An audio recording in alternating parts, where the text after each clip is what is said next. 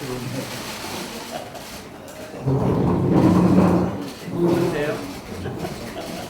오늘은 넥타이를 냈습니다. 왜 했어? 나가기보다 고개던 걸로.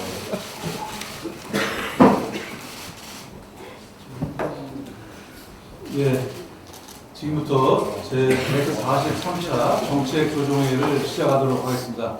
먼저 이인영 원내대표의 발언이 있겠습니다.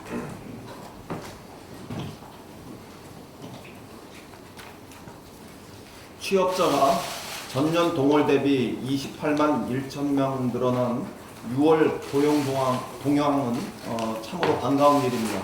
17개월 만에 최대 증가폭을 보였고 특히 양질의 일자리인 상용직 취업자 수도 38만 8천 명이 증가하여 긍정적 신호를 보이고 있습니다. 고용률과 청년 고용률도 각각 0.2%와 0.3% 상승하는 등 작년에 비해 올해 일자리가 양과 질 모든 면에서 개선을 보이고 있습니다. 그러나 마음을 놓을 수는 없습니다. 경제 상황이 녹록지 않기 때문입니다. 국제 경제 환경이 악화되어 수출이 감소하고 제조업 일자리는 여전히 약세를 보이고 있습니다. 특히 반도체 경기의 회복이 늦어지는 가운데 일본의 수출 규제까지 겹치면서 관련 기업들이 걱정이 태산 같습니다. 지금 국회엔 위기의 기업들을 돕기 위한 대승적 결단이 절실히 필요합니다. 자유한국당은 정부가 제출한 추경안은 대부분 받아들이기 어렵다면서 전체 추경의 30.3%인 2조 312억만 수용하겠다는 입장입니다. 그러나 위기의 기업들에게는 경기 대응의 마중물 역할을 할 추경, 특히 일본의 수출 규제 극복에 필요한 부품 소재 국산화 추경이 절실히 요구되고 있습니다. 자유한국당이 일본 수출 규제 철회 촉구 결의안을 함께 처리하기로 한 만큼 우리 기업인들에게 힘을 불어넣을 추경안 처리에 적극 협조해 주시길 바랍니다. 특별히 일본의 수출 규제 조치에 대응하는 긴급 예산을 이번 추경에 상당한 규모로 추가 투입할 수 있는 일에 협조를 요청합니다. 자유한국당과 바른미래당에 거듭 촉구합니다. 추경안이 하루빨리 통과될 수 있도록 함께 힘을 보태주십시오. 조건 없는 추경안 처리가 우리 국민의 명령이라는 점을 명심해 주시기 바랍니다. 어제 문재인 대통령은 윤석열 후보자에 대한 청문 보고서 재송부를 요청했습니다. 윤석열 검찰총장 후보자는 지난 8일 인사청문회를 통해 국민과 함께하는 검찰을 이끌 적임자임을 충분히 보여주었습니다. 그런데도 일부 야당은 혼선에서 비롯된 답변을 빌미로 청문 보고서 채택을 계속해서 거부하고 있습니다. 큰 범죄라고 단정하고 위증, 거짓말 등 자극적인 말로 과대 포장하고 국민 여론을 호도하려 합니다. 이것은 지나친 억지이며 무책임한 자세임을 거듭 말씀드립니다. 야당은 권력의 눈치를 보지 않고 오직 국민만을 바라보는 윤석열 후보의 정직함과 충직함이 그리 마땅하지 않다는 이야기인지 반문합니다. 검사 출신 국회의원들로 빼곡히 법사위를 채운 자유한국당에게 묻습니다. 솔직히 이만한 사람 또 없지 않습니까? 검찰개혁을 진실로 바라는 국민의 여망에 야당은 신속하게 응답해야 합니다. 다시 한번 윤석열 후보자에 대한 인사청문회 보고서 채택을 촉구합니다. 경찰은 어제 국회의원 18명에게 출석 여고서를 통보했습니다. 패스트트랙 과정에서 발생한 불법 감금 폭력 점거 수사에 나섰기 때문입니다. 우리 당 의원 4명은 경찰 조사에 적극 협조할 뜻을 분명하게 밝혔습니다. 그러나 정작 불법 감금과 폭력 점거의 당사자인 자유한국당의 의원들은 2차 소원 통보에마저 거부한 실정입니다. 자유한국당은 검찰 수사를 외압으로 규정하고 경찰 수사를 외압으로 규정하고 심지어 행안위 간사가 폭력 사태에 관련한 자당 의원들의 수사 내용까지 요구했습니다. 그러나 권한 남용과 수사 거부로는 자신들의 불법 행위를 덮을 수 없습니다. 자유한국당은 검찰, 경찰 소환에 적극 응해 주실 것을 촉구합니다. 경찰에게도 요청드립니다. 관련자들이 예외 없이 엄정한 수사로 법에 공정한 관련자들에 대한 예외 없는 엄정한 수사로 법의 공명정대함을 보여줄 것을 촉구합니다. 이상입니다. 다음은 조정식 개의구장의 발언이 있겠습니다. 대통령께서 어제 주요 그룹 기업인들 및 경제 단체장들과 간담회를 갖고 상시적인 민관 비상 대응 체제 구축의 필요성을 강조했습니다. 범정부 차원에서 기업과의 긴밀한 소통과 협력이 필요하다는 대통령의 상황 인식과 판단에 적극 공감합니다. 특히 단기적 차원의 대책을 넘어 특정 국가에 의존하는 산업 구조를 개선하기 위해서는 정부와 기업, 나아가 정치권까지 함께 협력해야 합니다. 우리 사회가 똘똘 뭉쳐 힘을 모은다면 일본의 부당한 도발이 우리 경제가 한 단계 더 도약하는 전화위복의 계기가 될 것입니다. 그러나 일각에서 정부의 노력을 폄훼하고 우리 정부의 책임을 떠넘기는 행태를 보이고 있어 대단히 유감스럽습니다. 특히 정경련 산하 한국경제연구원이 주관한 한 토론회에서 정치 외교 실패가 원인, 보여주기식 대응 등의 어처구니 없는 발언들이 주요하게 소개됐습니다. 참으로 개탄스러운 일입니다. 엄중한 경제 외교 현장에서 이 같은 발언들은 정부의 외교 협상력과 국익에 전혀 도움이 되지 않는 발언들입니다. 자유한국당 황교안 대표의 태도 또한 매우 안타깝습니다. 지난 8일 이해찬 대표가 제안한 대통령과 여야 5당 대표 회동과 관련해 유독 황교안 대표만 거부하고 있습니다. 지금은 일본의 무도한 경제 보복에 맞서 힘과 지혜를 한데 모아야 합니다. 국익을 수호하는 일에 여야가 따로 없습니다. 정부를 향한 무책임한 비난을 자제하고 정부의 외교 협상력 강화에 힘을 실어주어야 합니다. 대승적인 협력을 당부드립니다. 더불어민주당과 정부 역시 조속한 사태 해결을 위해 민관정 차원의 총력 대응 체제를 확고하게 구축해 나갈 것입니다. 일선의 기업에 대한 직접 지원뿐 아니라 의회 차원의 외교도 적극 추진해 미국 등 국제사회와의 공조체제를 촘촘하게 다지도록 하겠습니다. 아울러 일본 수출 규제에 대한 긴급 지원 예산을 이번 추경에 적극 반영하도록 하겠습니다. 이와 관련해 정책 조정 회의 후 브리핑을 갖도록 하겠습니다. 광주 세계수영선수권대회가 하루 앞으로 다가왔습니다. 내일부터 17일간 열리는 이번 대회는 국제수영연맹 회원국 209개국 가운데 194개국 선수 2,635명이 참가하는 역대 최대 규모로 치러집니다. 이번 대회를 통해 대한민국은 하계 동계올림픽, 월드컵, 육상대회와 함께 세계 5대 메가스포츠 이벤트를 모두 개최한 역대 네 번째 국가가 되었습니다. 경제적 파급 효과 또한 적지 않을 것입니다. 광주 전남발전연구원 연구 결과에 따르면 이번 대회를 통해 총 2조 500억 원의 생산 부가가치 유발 효과가 예상되고 전국적으로 24,000명의 고용 창출 효과 또한 기대된다고 합니다. 당정은 광주 세계수영선수권대회가 역대 최고의 대회로 치러질 수 있도록 모든 지원을 아끼지 않을 것입니다. 특히 평화의 물결 속으로 라는 슬로건처럼 이번 대회가 한반도 평화의 마중물이 될 수 있도록 북한 선수단의 참가를 적극 독려하고 있습니다. 북한이 의사를 밝히면 바로 대회에 참가할 수 있도록 만반의 준비를 갖춘 상황입니다. 남과 북이 하나가 되어 평화의 물결을 일으킬 수 있도록 북한의 대승적인 결단을 기대합니다.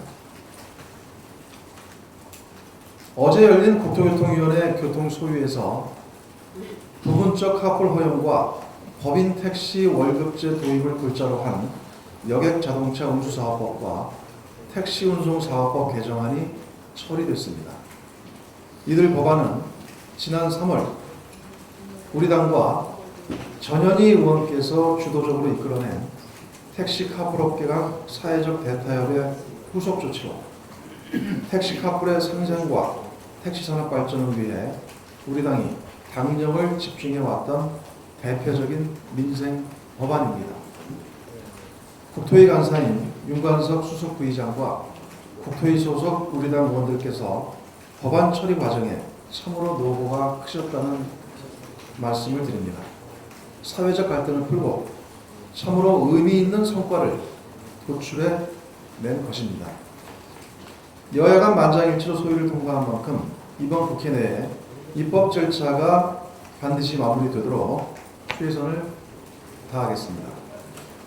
공유경제 활성화와 택시업계의 상생 발전을 위해 야당의 협조를 적극적으로 당부드립니다. 아울러 구체적 내용 및 향후 후속 조치 등에 대해서는 윤관석 수석 부의장께서 보다 자세히 설명드리도록 하겠습니다. 이상입니다.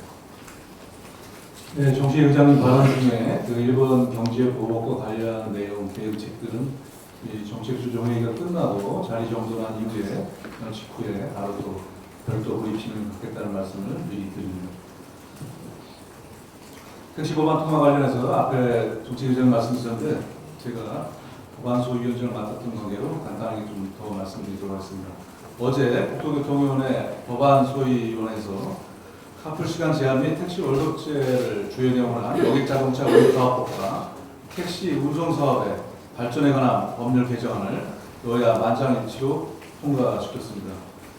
카풀의 경우 현행법상에 본래 취지에 맞게 오전 7시부터 9시, 오후 6시부터 8시 출퇴근 시간에 허용하되 토요일과 일요일 그리고 공휴일은 제외하기로 하였습니다. 택시 월급제는 산학금 금지의 법규성을 확보하기 위해 현행 훈령에 규정된 세부 사항을 법률로 규정하되 업계의 준비 기간을 감안하여 시행 시기를 내년 2020년 1월 1일로 하였습니다. 또한 택시 운수 종사자의 주 40시간 이상의 소정 근로시간을 보장받도록 하되 시행 시기의 경우 서울은 2021년 1월 1일부터 시행하고 타 사업구역은 공포 5년 내 시행 성과 등을 고려하여 대통령령으로 시행일을 결정하기로 하였습니다. 어제 통과된 택시 관련 법안들은 우리 당이 주도하여 정부와 업계가 논의한 택시 카풀 사회적 대타협 기구에 지난 3월 7일 합의문에 따른 것입니다. 카풀은 택시 업계와 모빌리티 업계가 첨예하게 대립했으며 월급제의 경우 택시 업계 내에서 갈등이 있었습니다. 치열한 논의가 이루어졌고 쉽게 답을 도출하지 못하는 난제 중의 난제였지만 서로 한 발씩 양보하며 어렵게 합의를 이뤄냈고 그 합의 정신이 어제 교통 법안 소위에서 입법으로 실현된 것입니다. 해당 법안은 오는 12일 국토교통위원회 전체회의에서 의결될 예정이며 다음 주에 본회의가 열리면 처리될 예정입니다. 우리 당은 앞으로도 정부 및 관련 당사자 등과 긴밀히 소통해가며 사회적 난제를 풀어나가는데 민생정책의 해결에 적극 앞장설 것입니다. 특히 택시업계의 또 다른 당면과제인 플랫폼 택시 도입도 기존 산업인 택시 산업과 신산업이 공정하게 경쟁할 수 있고 산업의 경쟁력을 높일 수 있도록 제도 개선에 적극 나설 것입니다. 이 문제 정부 측과 협의해서 당이 당정의 형식으로 주도해서 빠른 시기에 세부적인 안을 발표할 수 있도록 최선을 다하겠습니다. 자유한국당을 비롯한 야당의 전향적인 지속적인 협조를 당부드립니다. 이상입니다. 다음 발언은 자서 관련해서 신경민 제6정조위원장님의 발언이 있겠습니다. 11개 시도교육청에서 올해 대상인 24개 저사고 평가가 끝나서 11개가 지정 취소됐습니다. 특히 서울의 경우에는 13개 대상 학교 가운데 8개가 취소가 됐습니다. 지금 현재 이와 관련해서 여러 가지 논란이 나오고 있습니다. 제일 먼저 자사고가 제도적으로 존재를 해야 되느냐라는 논란이 있고요. 두 번째로는 자사고 평가에 있어서 객관성, 공정성, 형평성이 확보됐느냐는 논란입니다.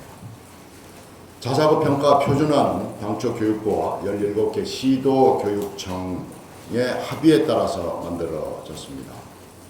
전북교육청의 경우에는 평가 기준점을 높게 설정을 했고 타 지역과 달리 정성평가와 정량평가를 혼용해서 몇 장수 평가라는 지적을 받고 있습니다. 서울교육청의 경우에는 총점과 세부 지표별 점수를 비공개해서 깜깜이 평가라는 비판을 받고 있습니다. 그런데 이 비공개 자체가 교육감의 재량에 속해서 납득하기 어렵다는 비판을 받고 있는 겁니다. 자사고와 관련된 정부의 방침은 분명합니다. 설립 취지에 따라서 다양한 교육과정을 운영하고 있는 학교는 유지하지만 고교 서열화를 유발하고 취지에 벗어난 학교는 공정하고 엄정한 평가를 거쳐서 일반고로 전환하겠다는 것입니다. 따라서 교육부는 이 방침에 따라 평가 내용, 재량권 일탈 여부, 절차상의 위법을 고려해서 학교, 학부모, 학생들의 우려를 덜고 현명한 결정을 내려줄 것을 당부합니다. 이와 함께 제도 설계에 있어서 여러 가지 지적에 대해서 재점검해 줄 것을 요청합니다. 객관성과 공정성과 형평성의 논란이 야기되지 않도록 당부합니다. 또 5년마다 치러지는 평가가 사회교육적 불안정을 야기하는 데 대한 지적에 대해서도 검토를 해줄 것을 요청합니다. 반복되고 있는 기준 방법 등에 대한 논란도 또다시 반복되지 않도록 제도 점검이 이루어져야 할 것입니다.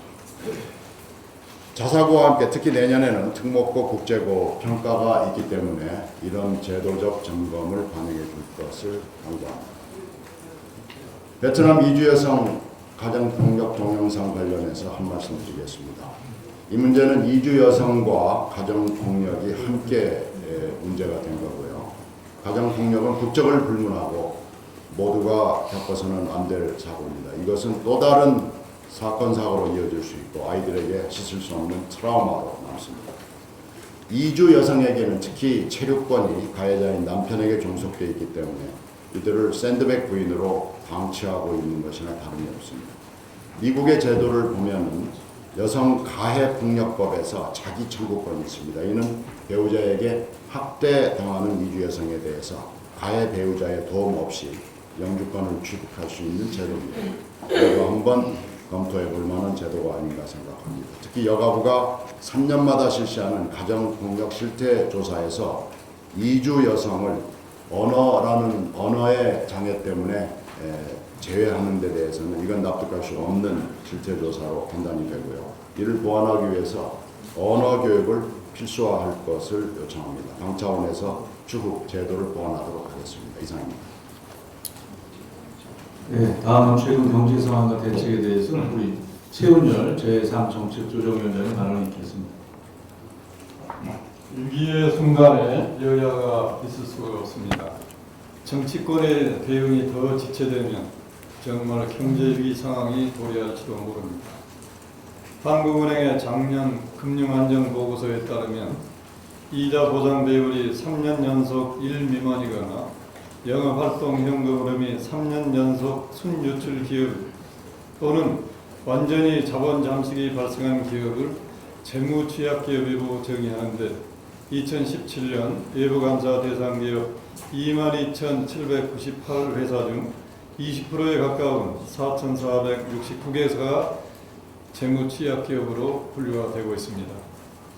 우리 경제를 떠받쳐왔던 주요 산업의 경쟁력이 갈수록 약화되고 있고 예산을 편성할 작년에는 합리적으로 예상하기 어려웠던 이중 무역 마찰의 장기화, 갑작스러운 일본의 핵심 부품 수출 규제 등은 수출 중심의 한국 경제의 어려움을 가중시키고 있습니다.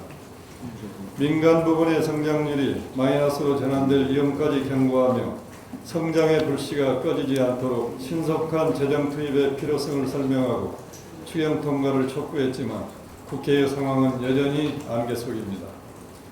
지금의 위기 국면이 과거와 다른 점은 창업 1, 2세대들은 무에서 유를 창조했던 기업가 정신이 충만하여 어떠한 어려움도 이겨내야 한다는 절박함이 있었지만 어려움을 경험하지 않고 성장한 창업 3, 4세대들에게서 그러한 절박함을 찾기가 어렵습니다. 미중 무역 마찰이나 일본의 수출 제재는 우리의 의지대로 다루기 어려운 외생 변수란데 문제의 심각성이 있습니다. 지금 상황은 정부와 정치권, 기업인과 근로자, 그리고 언론을 포함한 모든 국민이 누구를 탓하기 전에 서로 합심하여 각자의 자리에서 최선을 다하는 총체적 대응이 절실히 필요한 시기입니다. 먼저 정부와 정치권은 정치의 위기가 국가경제 위기를 가중시키지 않도록 여야의 정쟁을 당장 멈추고 신속하게 위기 대응 방안을 마련해야 할 것입니다. 성장의 불씨가 꺼지지 않도록 과감한 재정 투입과 창업과 기업의 투자가 활성화되어 경제에 활력을 불어넣도록 규제개혁 관련 입법을 서둘러 통과시켜야 합니다. 노사 역시 한마음이 되어 이 위기 국면을 극복해야 합니다. 기업은 경영 투명성을 제고하고 시스템 경영이 가능하도록 지배구조 개선에 동참하고 근로자는 총파업을 거론할 만큼 경제 상황이 녹록지 않음을 인식하고 이 시대에 맞는 노동 관행이 정착될 수 있는 노동개혁에 적극 동참하기를 촉구합니다. 위기의 순간에 여야, 노사의 구분과 대립이 있을 수 없습니다. 이 위기를 전 국민이 총력적으로 슬기롭게 극복한다면 우리 경제의 장기 경쟁력을 강화하는 전화위복의 계기가 될 수도 있을 것입니다. 이상입니다. 다음은 제5정책조정위원회 전현희 위원장의 발언이겠습니다. 네, 어제 국토위 소위에서 사회적 택시카풀 사회적 대타협안의 내용을 담은 법안이 첫 번째로 통과가 됐습니다. 지난 3월 7일에 사회적 대타협이 극적인 합의를 이루었는데 그 내용이 이제야 비로소 첫 번째로 성과를 이룬 것 같습니다. 지난 택시카풀 TF 위원장과 사회적 대타협 위원장으로서 어려운 합의를 이끌어냈던 장본인으로서 굉장히 감개가 무량한 느낌입니다. 무엇보다도 이 어려운 합의를 위해서 애써주신 우리 택시업계, 특히 노동자 단체 여러분들, 그리고 사업자 단체 여러분, 그리고 또 많은 양보를 하고 합의에 동참해 주신 카카오 측을 비롯한 플랫폼 택시업계 모든 당사자분들께 다시 한번 이 자리를 빌어서 진심으로 감사드립니다.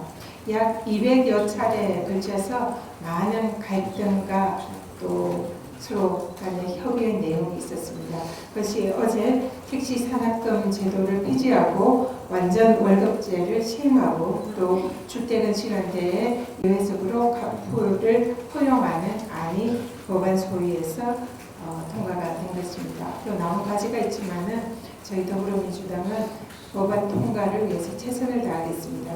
그리고 또 하나의 과제인 사회적 대타협안의 합의사항 중에 하나인 택시와 플랫폼 업계가 상생할 수 있는, 그래서 공유 경제 체제를 실질적으로 구현할 수 있는 규제 혁신형 플랫폼 택시를 실질화하는 과제가 앞으로 남아 있습니다. 이 부분도 정부, 국토부와 적극적으로 협의하고 또 더불어민주당이 앞장서서 조만간 규제 혁신형 플랫폼 택시가 현실화할 수 있도록 대안을 내놓도록 하겠습니다. 아울러서 이런 모든 것이 가능할 수 있는 택시에 촘촘하게 있는 많은 규제를 혁파해서 실질적으로 택시를 통한 공유 경제가 현실화될 수 있도록 저희 더불어민주당은 최선을 다하겠습니다. 첫걸음을 내린 만큼 앞으로 본회의 통과까지 긴장을 늦추지 않고 야당과 잘 협의하고 택시 측과 협의를 해서 국민들에게 더 나은 교통 서비스를 제공할 수 있도록 저희 더불어민주당 최선을 다하겠습니다. 감사합니다. 예, 다음 마지막 발언으로 임종성 원내 부대표의 발언이 있겠습니다.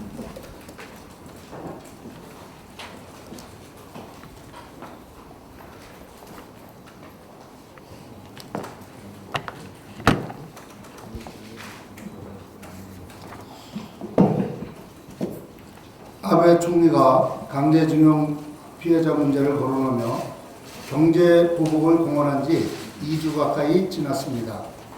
사실 이 보복이라는 단어도 맞지 않습니다. 보복의 사전적 의미는 남이 해를 준 대로 그에게 해를 준다입니다. 강제징용 문제는 일본이 우리 국민에게 해를 입힌 만행입니다. 누가 누구에게 보복을 한다는 말입니까? 한마디로 적반하장입니다. 아베 총리는 자신의 권력을 지키자고 국가를 동원한 것입니다. 아베 총리에게 역사적 사실을 하나 가르쳐 드리겠습니다. 400여 년 전 일본의 도요토미 히데요시는 일본을 통일한 후 어지러운 정국으로부터 자신의 권력을 지키기 위해 국가를 동원, 조선을 침략한 적이 있습니다. 임진왜란입니다. 그 결과 일본의 패퇴, 도요토미 가문의 실각과 멸문, 정권 교체였습니다. 400년 전 자신들의 선조가 몸소 보여준 이 역사적 사실을 아베 총리는 망각하지 마시길 바랍니다. 일본이 하루빨리 이 피상식을 철회하길 강력히 촉구합니다. 감사합니다. 예, 이것으로 143차 정책조정위의 공개 발언을 모두 마치겠습니다. 이 공개를 전하겠습니다. 언론인 여러분들 협조를 부탁드리겠습니다. 그리고 끝나고 잠시 후에 바로 조정정책위 의장의 일본의 경제 고발에 대한 대응책 관련한 브리핑이 있습니다.